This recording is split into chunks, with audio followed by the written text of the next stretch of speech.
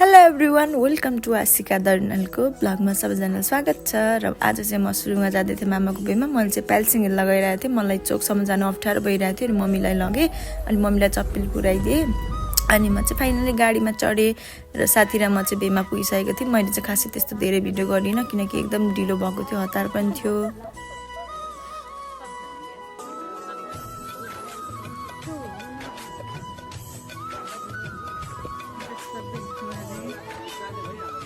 र तिम्रो अनुहार देखाइदिन्छु नि त, त्यसो भए छिटो आइहाल्छ नि त।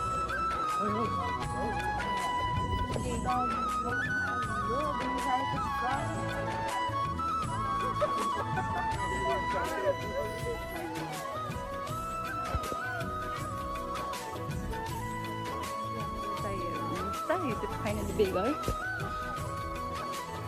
साथीलाई गाह्रो भयो हिँड्नलाई।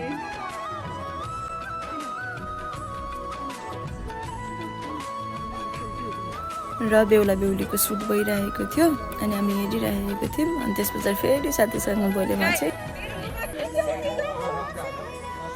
हामी चाहिँ भ्लग बनाउँदै गएको है, सबैजना भेट भयो, एकदम रमाइलो भयो। तर यो सोल्टीले चाहिँ हामीलाई धेरै खानेकुराहरू दियो है। ओ सोल्टी, ओ नानीको बाउ सोल्टी, सोल्टी सोल्टी भनिरहेको छ अघिदेखि।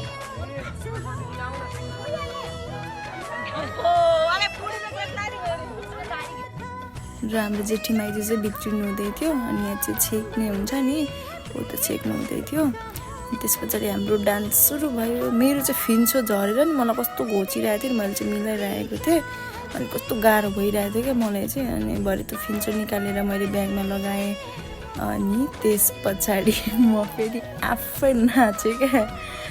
मैले फिन्चो निकालेको थिएँ अनि आफै नाचेँ। अनि त्यस पछाडि चाहिँ मैले अब गिफ्ट दिँदैछु। गिफ्ट दिनु चाहिँ मलाई लाज लागिरहेको थियो, सबैजना हुनुहुन्थ्यो र पनि मैले चाहिँ दिएँ।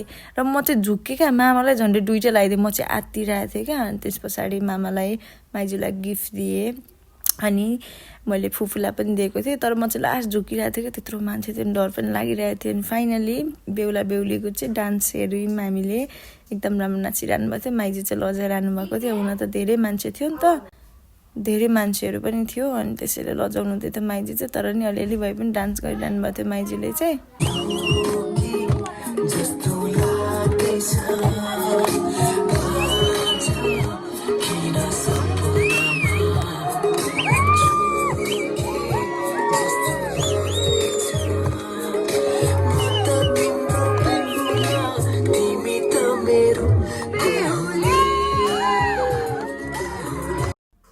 र हाम्रो काकाले चाहिँ कहिले पनि घरमा काम गर्नु हुँदैन थियो नि त। अनि त्यसैले मैले चाहिँ जिस्काइदिइरहेको थिएँ काकालाई। अनि यहाँ काम गरेको देखेँ अनि क्या सुटिरहेको थियो क्या, चाउचो साउचो बनाएर पुलो सुलो भुट्नु हुँदै थियो काकाले।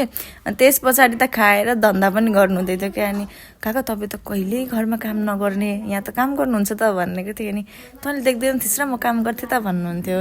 तर काका त 2-3 बजीसम्म सुत्नुहुन्थ्यो नि त। अनि मैले जिस्काइदिइरहेको थिएँ काकालाई। अनि काका चाहिँ पुरा दिनुहुन्छ के सिक है गाइस, के सिक काकासँग। अनि त्यस पछाडि कराईमा क्या भात खानुभएको थियो दाइले चाहिँ। यति हाँस उठेको नि, त्यो पनि डरिगएको कराईमा पुलाउ खानु हुँदै थियो। अनि यता सोल्टीलाई मैले जिस्काइदिएको थिएँ, सोल्टी चाहिँ हेर्नु न यहाँ लजाएर। अनि त्यस पछाडि मैले पनि देखाइदिएँ मेरो थोप्रा।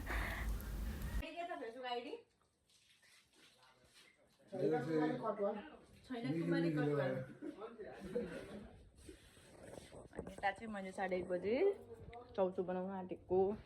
यहाँ चाहिँ चाउचौ, यहाँ सब्जीहरू चाहिँ सब बनाइरहेको छ। अनि यहाँ पुलाउ छ, काकाले धन्दा गरेर आइसक्नुभयो। मेरो चाहिँ चाउचोको बनाउनु तान म सुत्छु।